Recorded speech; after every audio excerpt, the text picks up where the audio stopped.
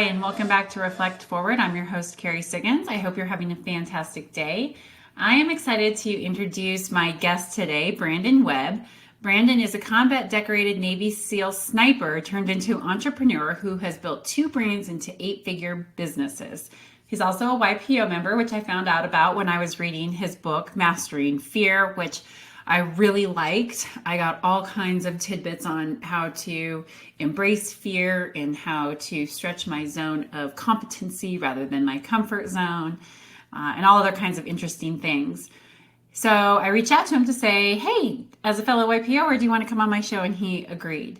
Brandon has a fascinating story of leaving home at 16, home being a sailboat in Tahiti, when he got into an argument with his dad. And his story is one of resiliency and bouncing back and learning how to not just embrace fear, but master fear. And he shares all these stories in his books, and we talk about it in this interview as well.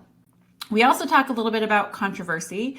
Brandon has been surrounded by some controversy in his time after leaving the Navy, and we talk about how he bounces back from that. He's also crashed and burned in his first startup and rebuilt a successful company a second time. He has multiple best-selling books, both nonfiction and fiction. The Red Circle, Steel Fear, to name a few. And he is a fun guy, and I really appreciate this interview. So I hope you enjoy. So hang tight, and I'll be right back with Brandon.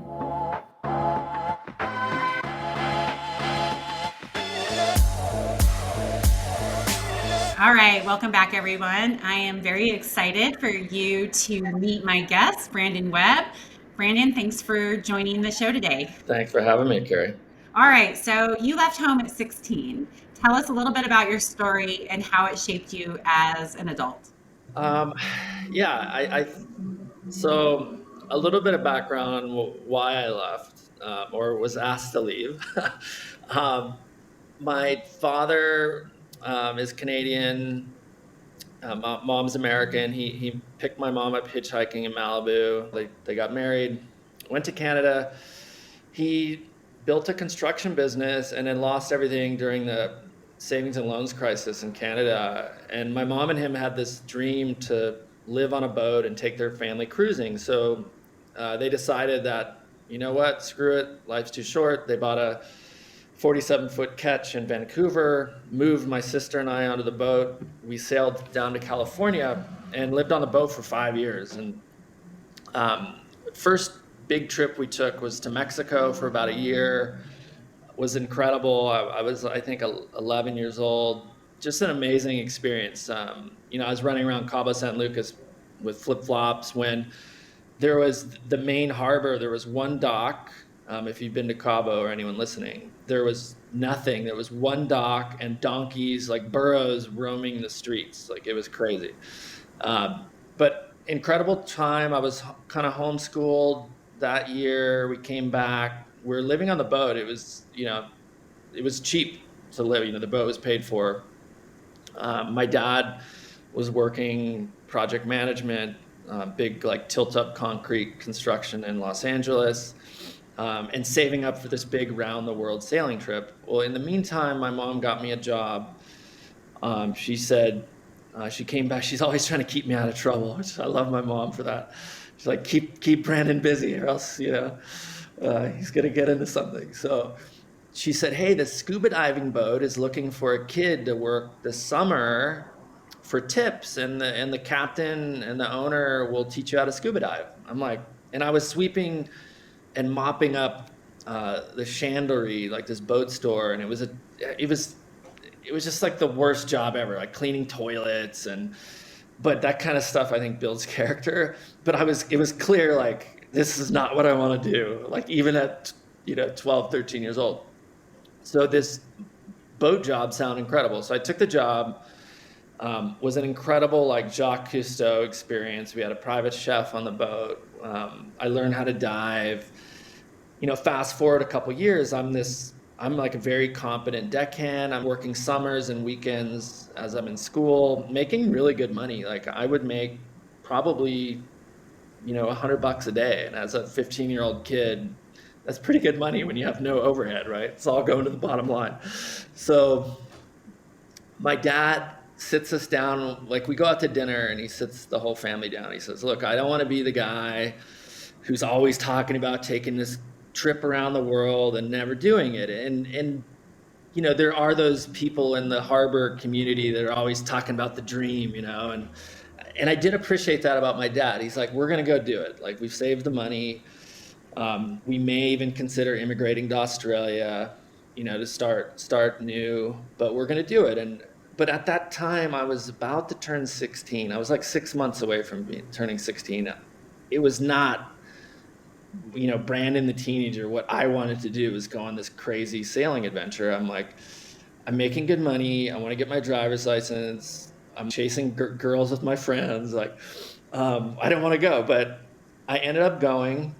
The Mexico part was great. We sailed from Ventura, California, down to Baja, from Cabo over to the mainland, all the way down like Ixtapa, Mazatlan, Manzanillo, Puerto Vallarta, Acapulco. And the plan was to go from Acapulco to the Marquesas Islands, kind of shoot over to the South Pacific. And we did that. It was a 30-day passage.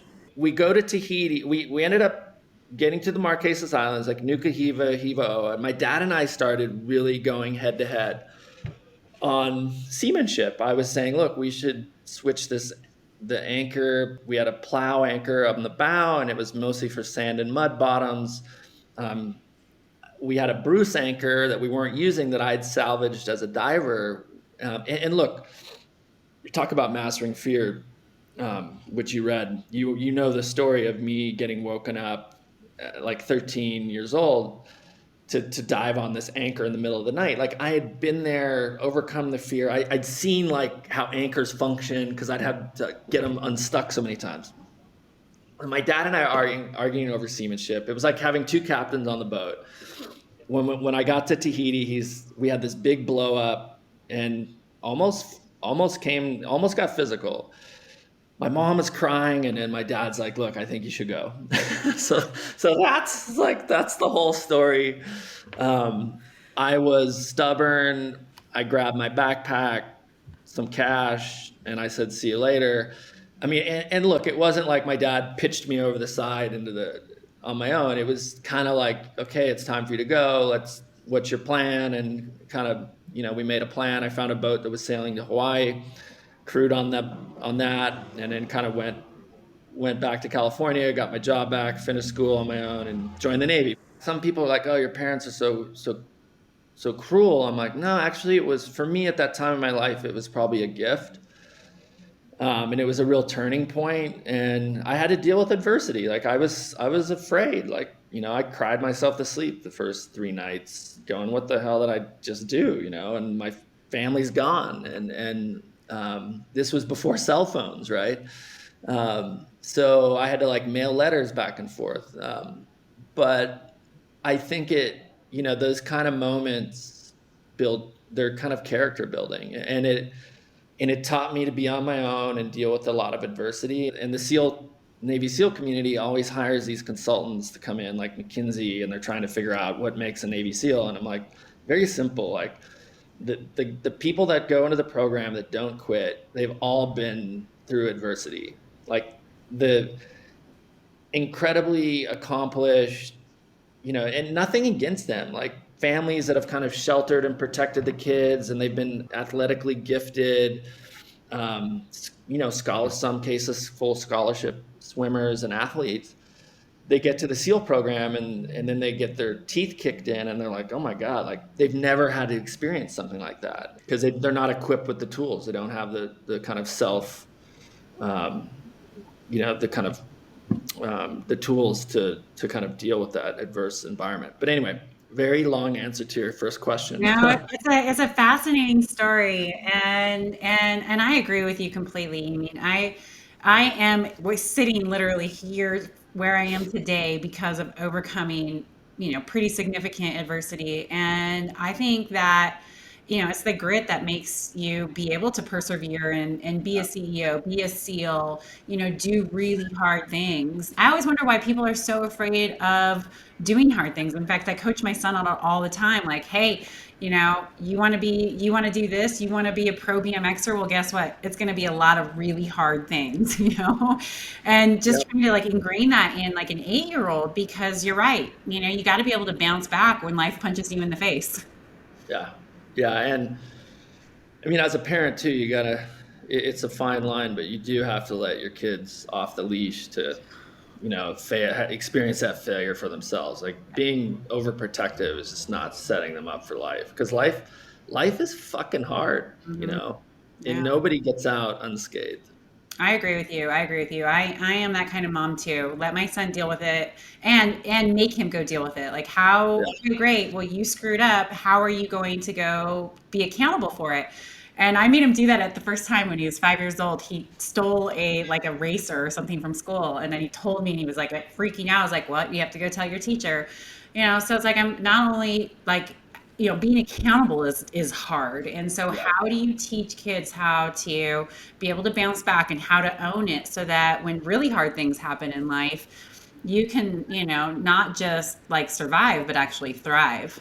yeah, Yeah. yeah. That's great. Great to hear. So tell me, before we jump into being a SEAL and fear, how long was it before you talked to your dad again, and what's your relationship with him like now? We we always we always talked like I wouldn't say the relationship was scorched earth. It was kind of me just kind of coming of age and him surrendering to that. He's like, okay, go do your thing. Um, we did have an issue when I joined the Navy. Um, they went to New Zealand. They made it to New Zealand. They came back, and my dad, I think, had, you could call it a midlife crisis, right? He was in his 40s. He was like, the boat was in New Zealand, and he's like, okay, now what do I do? Um, and he ended up leaving my mom, and my mom, kind of in this purgatory state. And eventually my mom, after years, she's like, okay, he's not coming back. Like he left for a big job in Bakersfield. And when she filed for divorce, uh, look, divorce is, even when I had a good divorce, but even when it's good, it's very difficult. Yep. But the last 3 years have been really, really good. Like we've talked weekly usually, and it's just something I decided. Look, nobody's perfect. Yep. I gotta love my dad on my own terms, and that's it. And I realized I actually wrote him a letter for Christmas, apologizing for judging him, because look, I'm old enough now and made enough mistakes to realize that nobody's perfect. Like, and especially as you and I are parents, we realize too that we're not perfect, and we make sometimes terrible mistakes that we wish we could take back. And so I wrote him this letter, and I said, look, I really, I know now that I was a little too hard on you, and I appreciate my dad. I mean, my dad's a self-made guy. He's not a cajillionaire, but he's done well for himself, all with on his own. He had the guts to take his family halfway around the world at a time where there was no GPS. Like they were using sextants, like the old timers. That takes guts, And so I said, you've instilled like the spirit of adventure in me and my sister, and I really am grateful for that. So I just like focused on the stuff that I was really grateful for as a son, and I mean, he broke down in tears, and it was nice. So That's good. Well, thanks yeah, for sharing that story. I'm always yeah, curious. I was curious about it after reading the book. Like, what happened? yeah, yeah. I should have mentioned it. Everybody asks me the same question. Yeah, of course. Well, I think we all have had issues with one parent or another, Yeah, so I think that it's relatable. It certainly is for me. All right, let's talk about fear of failure, because you talk a lot about that in your new book, Mastering Fear. And you learned a lot, I'm sure, from being in the Navy. So, what did being in the Navy, especially being a Navy SEAL, specifically teach you about fear? In particular, your fear of failure. My experience in the Navy, just my life experience, but a lot of it in the Navy SEALs, especially, um, because you do a lot of scary things. Like we're really good at mitigating risks, but look, you're jumping out of an airplane at 20,000 feet on oxygen in the middle of the night, or you're diving 5 hours, in a harbor which is full of noisy ships with big propellers, and you can't see 6 inches in front of your face.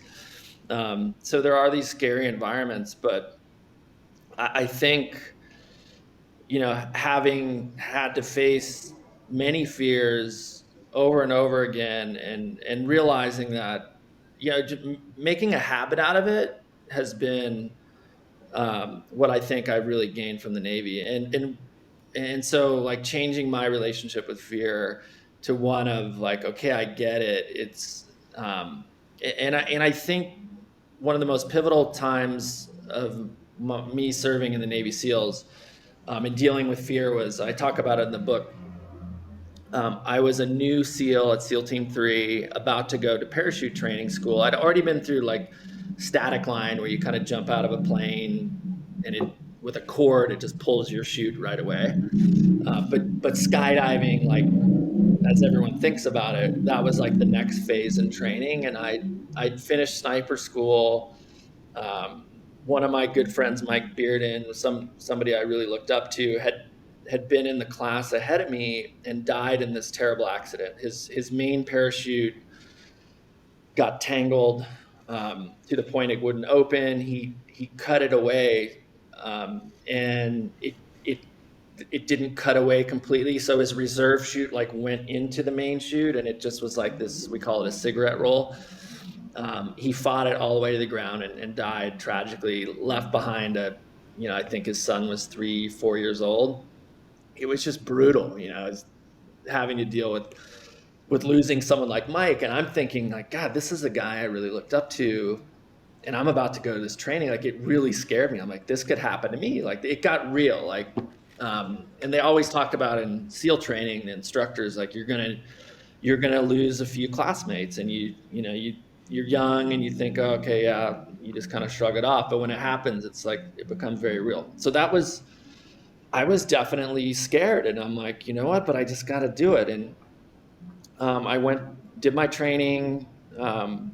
First time, jumped out of the airplane by myself. I had an instructor jump out behind me, but there's no tandem jumping. It's like, okay, there's the door, jump.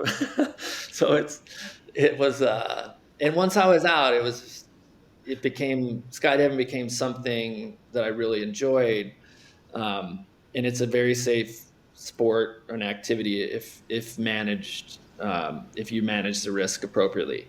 But having to do stuff like that and deal with the internal things, and over and over and over again, you get to the point where, and then also what I was mentioning earlier about one of my most, probably one of my best experiences in the SEAL teams was, coming back from Afghanistan, being an instructor, a sniper instructor, getting asked to join this cadre that was redesigning the sniper program, and having access to some of the world's top, managers and coaches in the world, like guys that were men and women who are coaching Olympic gold medalists, and learning that there's these like fundamental traits that make a champion. And they realize that fear and the nervousness of competition is actually what propels us forward to greatness.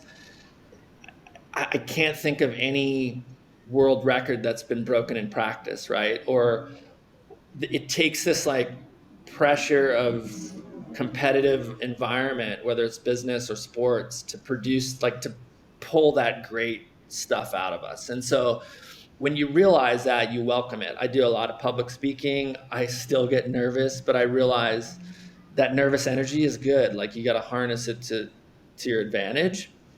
And so that's what I think the Navy has really taught me. And, I think people would be, a lot of people, they have this stereotype of what Navy SEALs are, how they should look, all the time. We get like, oh, you don't look like a Navy SEAL. Like, but they're expecting this like Arnold Schwarzenegger Predator poster, So And I think they're surprised, like, wow, you're actually vulnerable, and you're telling us that you're afraid of stuff. Well, yeah, everybody is afraid. If you're telling someone you're not afraid of something, you're lying or you're insane, really. And so, yeah, and I talk about it at the beginning of the book, that what inspired me to write Mastering Fear was I became really good friends with Kamal Ravikant, whose brother many people know is Naval, who started AngelList. Naval's pretty prolific on social media. Kamal's an incredible guy. I found out he didn't know how to swim. He had this like fear of the water, and he was asking me, "Hey, can you recommend some programs? I really want to deal with this." And just think about that for a moment, like how much pleasure we get going to a pool or to the beach and swimming. It's such a nice thing, jumping off a boat into the water. And imagine now, like, your parents never taught you how to swim, and you're in these like social settings where you're afraid. Like, I remember Kamal went on this trip to Turkey on a sailboat, and everyone's jumping off the boat, and he's just kind of like holding back. It's just like, as an adult, I can't even imagine it. So I said, look, give me a week. Let me teach you how to swim. And he's like, well, people have tried, blah, blah, blah. And I think he's expecting me to just like throw him in the water, right? Like Navy SEAL, tough guy. But I knew that he was going to be afraid of the water. And so I approached it. I borrowed from all this mental management stuff I learned as a sniper instructor, working with all these amazing coaches. And I said, okay, I gotta like do this baby steps. And so I just, okay, I know you don't like to put your face in the water. Okay, we're gonna do this 100 times until he got bored about it. And he's like, okay, on to the next. And so by Monday, this was somebody that was like gripping the side of the pool with fear. And Friday, he cannonballed into the pool. He could sink himself to the deep end, 15 feet. He's not going to win any Olympic swim races, but he was a competent swimmer. And he was like, you changed my life. Like, you really need to write a book about this. He's like, you taught me how to deal with my fear in a way nobody else has done. And you need to write a book. And I sent an email. This is the only book proposal that I've got accepted by email. I wrote an email, short, a couple paragraphs explaining what I just told you. My agent, Alyssa, forwarded it to Penguin Random House, and Brienne, she's like, yeah, we'll buy it. Done deal. Here's the offer. I'm like, oh, that was easy. But yeah, it's one of my favorite books because I think it's helped a lot of people, deal with their issues. And as you know, like we were talking about before we started to hit the record button, life is too short. Like, it's too short to be stuck in a career you don't like, a relationship that isn't working, not take the trip you want to take. It's just like, it's kind of a gift, losing, a few really close friends in my 20s, really taught me. I'm like, you got to just make the time to do the things you want to do. Yeah. I like what you said about mental management, emotional management. And one of the things you talk about in the book is not losing your head when everyone else around you is losing theirs. And I think that's a critical trait. Like, I always am like cool, calm, and collected, right? Even though sometimes I just want to like, lose my shit. Like, why are you doing that? Cool, calm, and collected. So what do you do when you feel yourself getting amped up? Like, how do you go through that mental and emotional management when the pressure is on? Yeah, and it takes a lot to get me to that point, but I can get there. um, it's, and I call it like coming back to center. Um, breathing, meditation, reflection. I think that all really helps. But it takes an awful lot to get me to that place. Even like, I've had people, look, and I'll be honest with you, as an entrepreneur, I've been as stressed or more stressed out than I have been in actual combat with people shooting at me. business is incredibly stressful, especially when you're in a leadership position. Um, I've lost employees to suicide. Um, I've had business partners go crazy. It's just like, and people, I'm always shocked at, you know, people's emotional reactions to things, and especially their attempts to kind of like get under my skin. And I'm just like, look, I think that's a part of it, is like choosing how we react to certain scenarios or situations. And I've seen it in combat and enough times in like very high risk training that cooler heads always prevail. And so I just kind of come back to that point. I go, okay, this is not like, why am I going to respond in kind? It's better to kind of sometimes swallow your pride and take a different route. But yeah, it happens all the time. Like, I was dealing with a situation this morning. I own a self-storage property. My son, who's in college, manages it for us. He's done an incredible job we bought a distressed storage business in Orlando. It was 50% occupancy. Hunter has done everything on his own with me kind of coaching him. We're at 100% occupancy. Like within 6 months of buying the property, he got us to 100% occupancy. Everyone migrated from paper leases to online payments. So it's been this like huge learning experience for him, and I've been super proud. And it's actually brought us closer together, because I was afraid of the family dynamic. But so the insurance was up, and I said, okay, go out and get us some quotes. And he's I'm just kind of letting him learn. I'm like, oh, we should have done this like last month, but okay, I'm just gonna stay out of it, right? So it got to the point where the policy expires in like 4 weeks. The insurance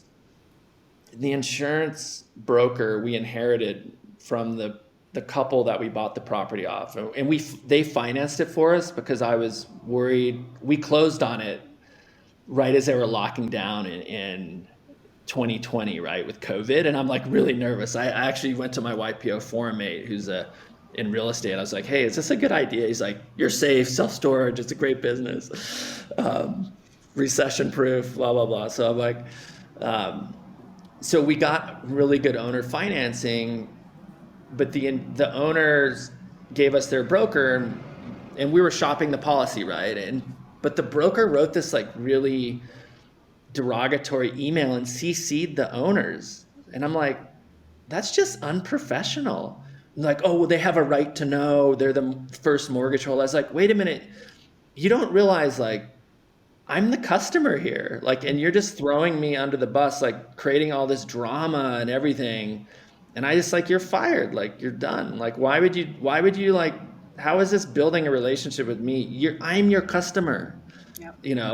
But it never, I mean, my friend used to tell me business would be easy if the people weren't involved. So sometimes that's the case, but it just blows me away. But that was something I was dealing with this morning, and I'm like, okay. And I just went to my YPO buddy who owns an agency. I was like, hey, just take over the existing policy. It was that easy. He's like, yeah, no problem. But yeah.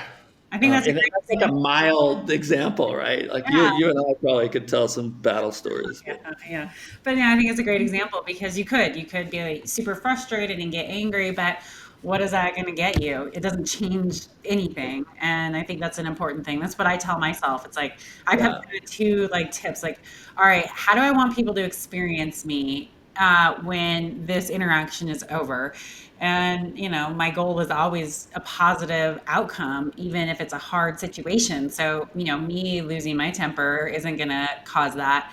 And I also always relate it back to athletics. Like, I'm an athlete, and every time like I get frustrated and try harder, right, my performance plummets. Oh yeah. You're in the flow and letting things go. So it's like, think like an athlete, right? So how do you stay in that flow? And I think that translates really well to keeping your cool.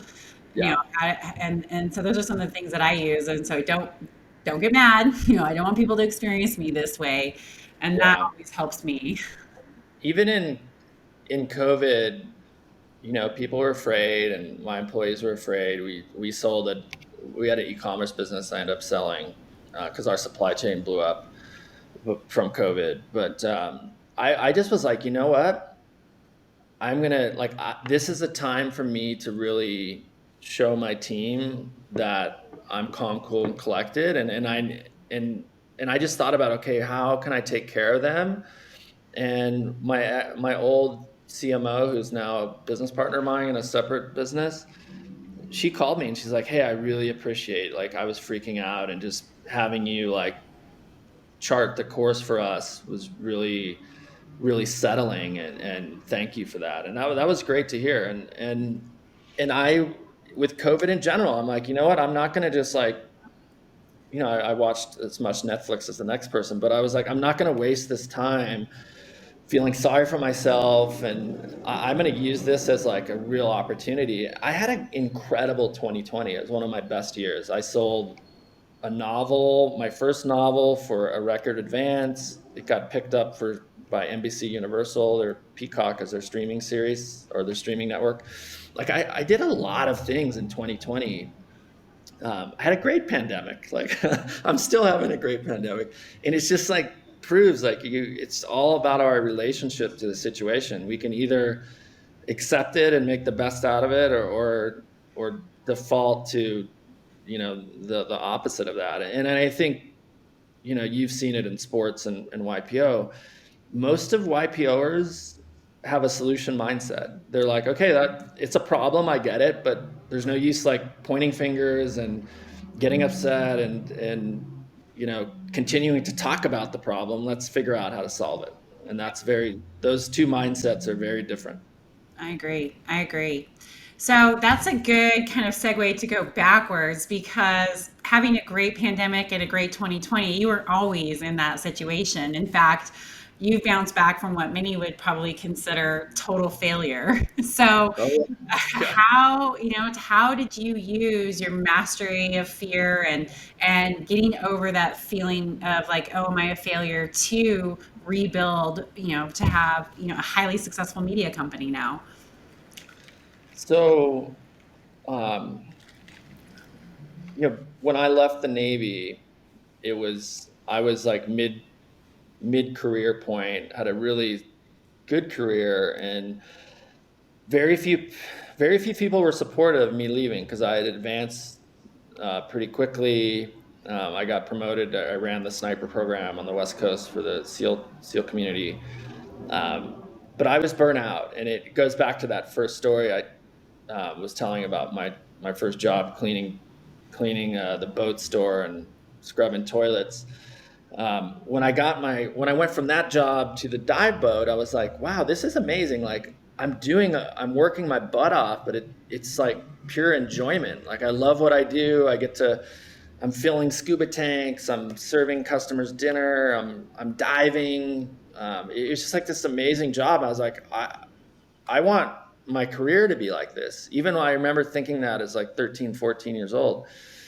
So when I was, in 2006, I had kind of reached burnout in the SEAL teams. I'm like, okay, it was an amazing career. I got to go overseas, and, and as much as war can be terrible, it was, no SEAL wants to go through all that training and never kind of put themselves in the arena and see if they have what it takes, to kind of in that combat environment. The whole nother story we can talk about kind of purpose. When I felt like there was a lot of purpose behind my deployment in 2001 to Afghanistan. It was right after the terrorist attacks. We had a very clear strategy to eradicate these training camps in Afghanistan and kind of push the terrorists on the back heel. And we did that. It was a very clear plan. Beyond 2003, Afghanistan, without getting into it, turned into my generation's Vietnam. Like 20 years plus, we're just pulling out now. It makes me sick. But so I decided to leave in 2006 for my family. Ryan Zinke was my commanding officer at the time. Ryan ended up being a congressman in Montana, and was actually appointed to the Secretary of Interior by President Trump Ryan was a great guy. Like, he was one of the few guys that said, look, I get it. You got to take care of your family. I got a lot of crap for leaving when I did, because they're like, oh, you just got promoted to chief petty officer, which is a big deal in the Navy. You're wasting this billet and blah, blah, blah. And I'm like, look, I've given the Navy enough. Like, I'm ready to go. So I left. I got into entrepreneurship. My parents are entrepreneurs. Um, you know, I'll condense the story, but I lost my first startup, all my life savings. It kind of coincided with the 2008 financial crisis. I found myself no money in the bank. I took money from friends and family, my mom included. At the time, my wife and I were trying to work on the relationship. We decided in therapy that it was time to end it. So now I found myself, and she's like, oh, by the way, I want to move up to my parents' ranch, and school starting. And so the decision was made, and not a week later, I was in a house by myself. Kids are gone. And I was like coaching my son's little league. Now I'm left in this house all by myself, having to like deal with questions, and people are terrible, right? Like, they know what happened, but they're still like, oh, where's your wife? Where's your kids? I'm having to field all these uncomfortable questions, call the little league kind of organization, tell them, look, I can't coach next year. It was tough. And then like losing everything on top of that. So I was like, look, I was never like contemplating. I joke about it in the book about throwing myself off the Coronado Bridge, but I was never like that to that point, but it was a low point in my life. Um, I cried. I was upset. I'm like, what do I do with myself? It was the first time I had dealt with a ton of adversity, but nothing. I felt like I was a total failure. Like I lost everything. What did I do? And then I was like, wait a minute. It started to kind of come together for me. And I said, going back to my good friend Laney Basham, who wrote an amazing book called With Winning in Mind. I mentioned it in Mastering Fear. I said, I need to just focus on all the positive experiences here. That, okay, my wife or my ex and I decided to have a good post-divorce relationship for the kids. Not everyone is lucky to have a good co-parent. She's an amazing mom. Her and I have a great relationship to this day. I was like, that's a bonus. I went from like not knowing anything about business, not like being intimidated by reading a profit and loss and a balance sheet statement, to now I understand that. I know how to raise debt, equity. Okay, worst case, I could join the Navy again. Like, the Navy would take me back. Okay, I'm not as bad off as I think, And so I think when you make that decision to kind of focus on the positive and kind of extract all the benefits out of whatever bad situation you're in, you just start looking at things differently, right? And nobody, I talk about this too. Nobody wants to climb to the top of Mount Everest with a lead climbing guide that is going to start just quoting these terrible statistics about how most people don't make it. You're going to die. The altitude gets you, blah, blah, blah. They want to go with the guy that's like, the man or woman that's like, hey, we're going to make it to the top. Like, no matter what, like, we're going to do this. Like, I want to follow that person, right? So as a leader, it really matters how you deal with these situations. So that, back to my CMO, Alda, calling me, that was like one of the best, things I could have had someone say to me. And look, words are powerful too. Like, I think a lot of leaders don't realize how far an attaboy goes to somebody too. Like, it could make someone's year, like Alda did with me. But anyway, that was my dark moment. And yeah, I owed people money. Like, I didn't just lose everything. I owed people money. So I had to bounce back. Oh, it really is a remarkable story. And why did you start a media company? How did all of that come into play? That's a great question. So I started writing for magazines as almost a form of therapy. I didn't realize it at the time, but it was like I was expressing a lot of my own feelings about loss, what was happening in the world, my frustration with foreign policy, um, a lot of this stuff. So that's kind of what started it. Then I got asked to blog for military.com. I really enjoyed it. They asked me shortly to be the editor of this blog for them. At the time, I was working for L3 Communications. They hired me to as an executive, train me up. An amazing mentor, woman boss named Elisa, just hard as nails engineer, like very tough for a woman to make it in the defense world. And she ended up becoming president of the division. She was incredible. But I realized after a couple years at L3 that I just wasn't cut out for, putting a suit and tie on and having to come to the office every day. And I kind of wanted to get away from that. I didn't want to go visit the base all around the Army bases and Navy bases anymore. So I was having so much more fun running this blog, and they were paying me peanuts, that I said, you know what? I noticed that there was all this interest back in 2012 in the world of special operations. So you had like the video games, the movies were coming out, but there was nothing really on the internet that kind of like was producing content about this world, like the interviews and the stories. Because every time I would write a story about or interview one of my friends that was like Chris Kyle, the American sniper, people were just like this massive interest, and mostly like a male demographic that was just like the high drive alpha male that was like, oh man, I would have done that if I could have. And, it's like investment bankers, real estate guys and stuff like that. So I decided to start my own website. And then military.com tried to buy it. I would have partnered with them. It just wasn't the right fit.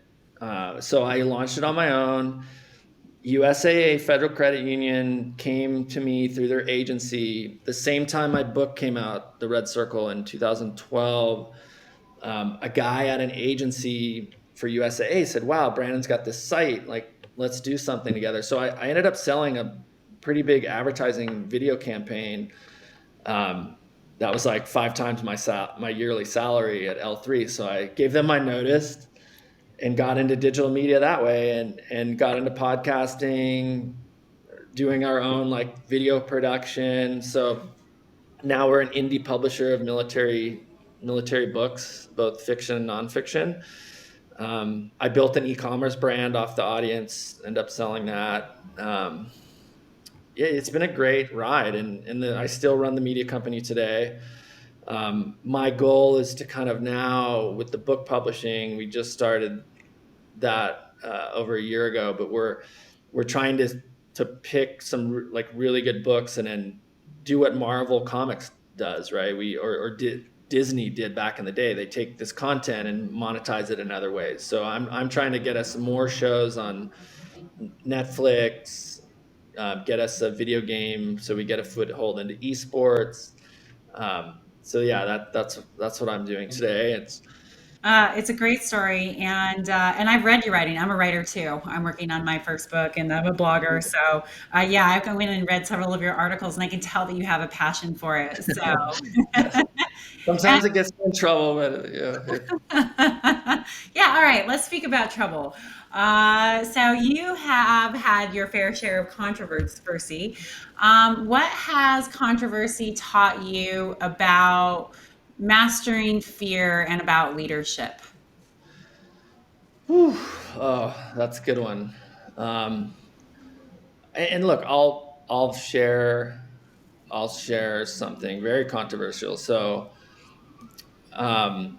when I started my media company, SOFREP, a few years down the line, the writers that were on the team started writing about stuff that they would read something, say, in one of the big newspapers, and they were like, that's not right, like that's totally wrong, and they would go and get the source and tell the right story. And then all of a sudden, New York Times starts emailing us, and CNN. I started developing a relationship with Anderson Cooper's team, and we were like, I wasn't setting out to have a news organization, but we were breaking some news, and still today we're like 20% news, mostly like foreign policy, domestic security issues. But um, I started getting guys from my community coming to me and saying, "Look, there's these really bad things happening because now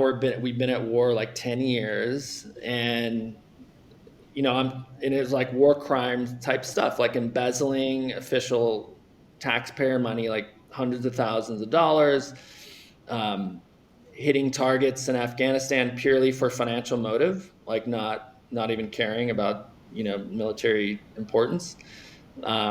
Basically, just like hitting targets to steal gold and cash, like stuff that you think you only see in the movies. But when you look at back, I talked to Oliver Stone a couple years ago, uh, and he was a Vietnam veteran, and that movie Platoon. If ever the listeners remember that, there's some crazy stuff in that movie. That stuff happens, and it happens today. So these guys were coming to me and giving me like real evidence, and it's kind of a little bit scary. And I was like, well, now I know about this stuff. What do I do? And one of my friends was running a big newspaper at the time, and he's like, look, you're too close to this. Take it to the major command and just let them know, and hopefully they'll fix it, and you don't have to deal with it. Well, I did that. They just wanted to know who I was talking to. They wanted names. It's like a really shitty situation to find yourself in. And so, and I had the New York Times at this time hounding me because other people were going out giving them information. So they knew, a couple of reporters knew about it at the New York Times and elsewhere. So I ended up kind of like turning over what I had to them and letting them run with it, and just kind of like going, I'm done with it. I filed the official IG Inspector General report. They asked if they could release my name and information to NCIS. I said absolutely not. They did it anyway. Like, it caused me a tremendous amount of stress. Like, NCIS went around knocking on my neighbors' doors in Lake Tahoe at the time. I'm trying to like do some good here, and you're shaking me down. Like, this is crazy. Like, I'm the guilty party. I've been out of the military for years at this point. But it really showed me how like the system inside the military whistleblower is broken, and that's why it produces a situation like Edward Snowden, right? So the point of this whole thing is there were a lot of people really angry and afraid, like guys that were dealing with post-traumatic stress, like in the military, who have probably done some really bad things because they've been over deployed over and over again, over traumatized.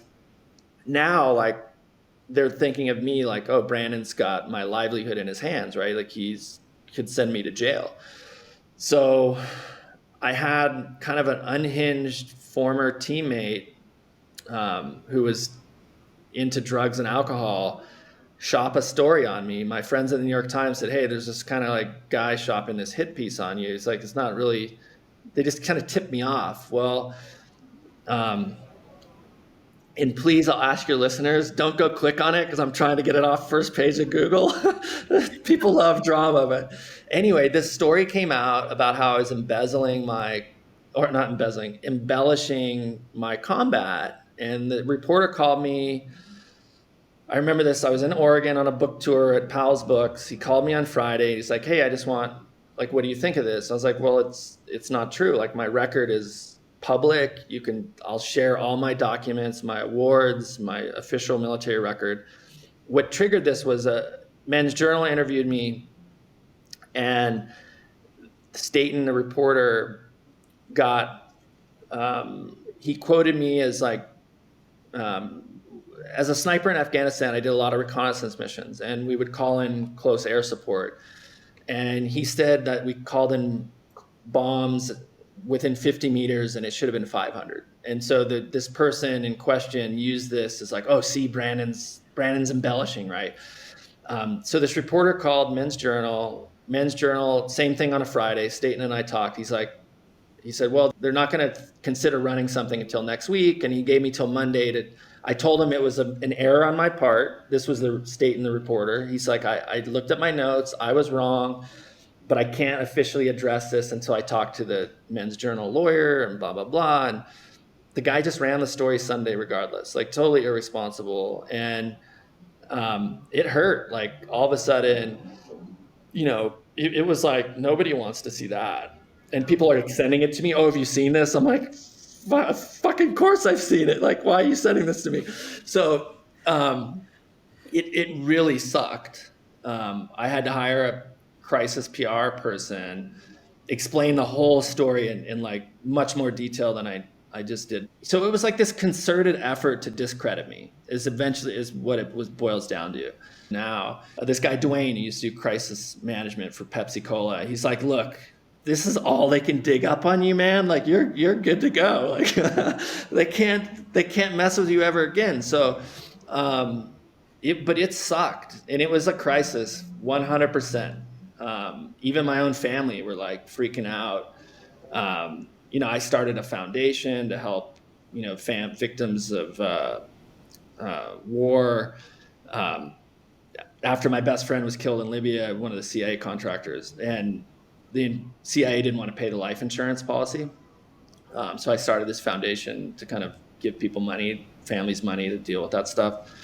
But it was like one of my biggest post-Navy crises, aside from like losing everything. But I think those moments, it can either destroy you or make you stronger. And it's made me stronger. The benefit of a crisis like that is you really know who has your back. And that's something that to like go through that fire and come out the other side and know, like, look around and see who's standing beside you. That is an incredibly precious gift. Yeah. And I was like, okay, I know now. I know who has my back. And so you just start looking at the positives again, right? You're kind of forced to look at, okay, how does this make me a better person, a better leader?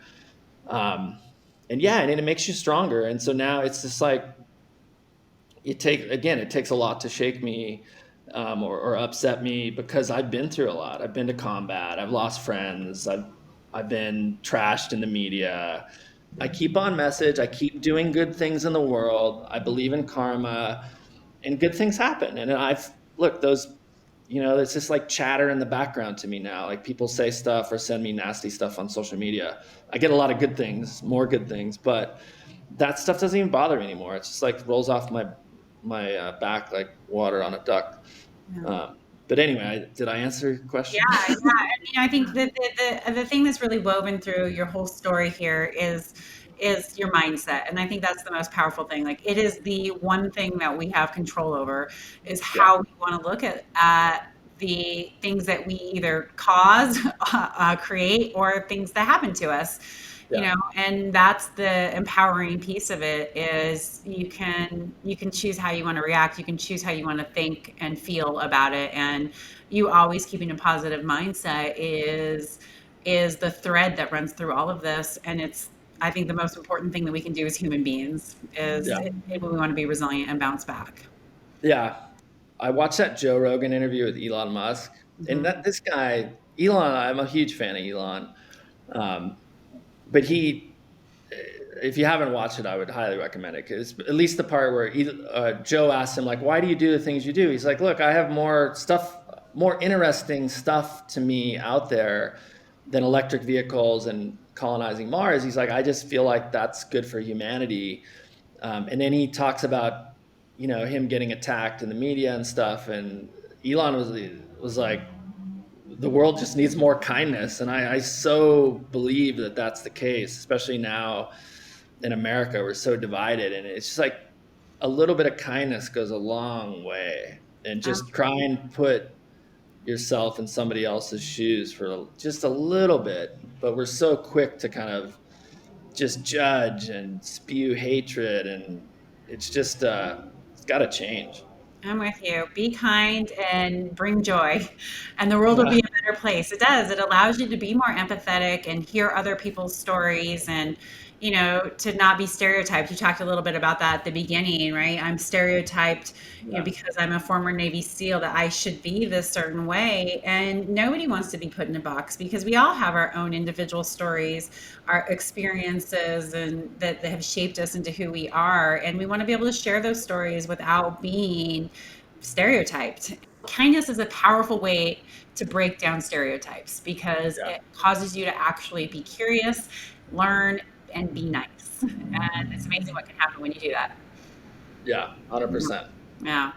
All right. So, last question. If you had one piece of advice for leaders who want to be the very best at what they do, like a Navy SEAL, what would that be? Oh, I would for sure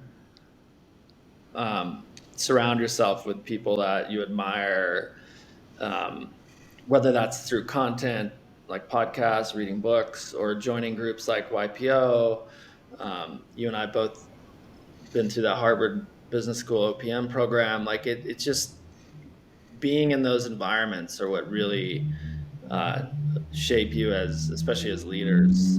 So I would just really pay close attention to your surroundings. I feel like some people like being the biggest dog in the room. I don't like being that way. That's great But advice. that would be my advice. That's great advice. All right. So, how can people find you? My author website is my full name, brandontylerwebb.com. Everything's there, like social media, all my stuff. So that's the easiest way. All my social media is just at Brandon T, as in Tyler Webb, Brandon T Webb. And I'm pretty active on Instagram. I manage that account myself, so you can always find me on there. Look, if somebody is respectful and genuinely asking something, I always respond. Like I have a zero inbox today, so. That's great. Great. All right. Well, Brandon, thanks so much for coming on and sharing your story. It's fascinating and inspiring, and I really appreciate your Okay. time. Yeah, thank you for having me. I look forward to staying in touch. Absolutely. All right. Hang tight, and we'll be right back.